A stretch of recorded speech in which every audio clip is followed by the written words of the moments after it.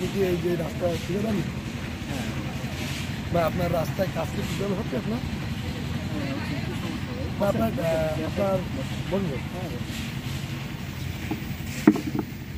ভাই আপনার ঢালাইটা কয়েন্টি দেওয়া তোদের ঢালাই তো 10 ইঞ্চিতে হয়, কেন কি সমস্যা? সমস্যা আপনার ঢালাই 10 ইঞ্চি হচ্ছে না ভাই। আপনি কি ভাই? আমি জনগণ আমি বাসায় ছেলে আপনি কি জানেন কীভাবে ঢালাই হয় কি না হয়, এটা আপনার সম্পর্কে ধারণা আছে? জানি না, আমাদের এখানে কিন্তু অনেকদিন রাস্তাটা ভালো ছিল কথা হচ্ছে। তা আপনার এই অনেকদিন পর এই মানুষটা আমার করতে কষ্ট হইতো, হাঁটা করতে কষ্ট। হ্যাঁ, সেজন্যই তো রোডটা করে দেওয়া হচ্ছে। রোড যেভাবে ভালো হয় সেভাবে তো করা হচ্ছে। আমি তো ভালো জানি, তাই না? এত বছর ধরে কন্ট্রাক্টারি করতেছি, আমি জানি না যে কীভাবে রোড করতে হবে। সব ঠিক আছে, আমার মনে হয় না আপনি দেখেননি, খেয়াল করেননি। আমি দেখে এসেছিলাম আপনার সিমেন্ট ভালোভাবে দেওয়া হচ্ছে না, সিমেন্ট যেটা দেওয়া হয় সেটা দিচ্ছে না। আর আপনার ঢালাই আপনার 10 ইঞ্চি নাই, আমি মাপ দিচ্ছি 8 ইঞ্চি ঢালাই আছে।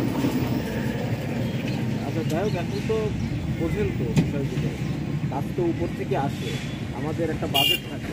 বাজেটের বিশেষ করে তো আমাদের কাজ করতে হবে, তাই না?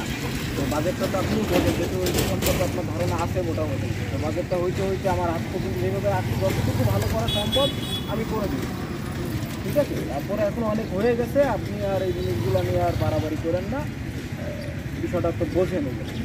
সব ঠিক আছে, আপনার রোডের গ্যাপও তো অনেক বেশি। যাই হোক, অনেক তো কাজ হয়ে গেছে, এখন তো কাজটাই শেষের পথে। এখন যেহেতু আপনি দেখছেন বিষয়টা, আপনি থাকেন, আমরা বিষয়টা দেখছি। আপনার আর কোনো কিছু চাহিদা আছে কি, মানে কিছু বলতে দাদা আমি দেখছিলাম যে সবাই আমরা এক জায়গায় থাকি আর এই জনগণের স্বার্থে করতে হচ্ছে। যদি আমরা ভালো হইতো, গাড়ি যায় ভেঙে যেত, তো আপনি যেভাবে করতেছেন দুদিন পরেই ভেঙে যাবে। ঠিক আছে, আপনি এগুলো নিয়ে আর কথাবার্তা বলেন না, বিষয়টা দেখতে চাই, আমি দেখছি।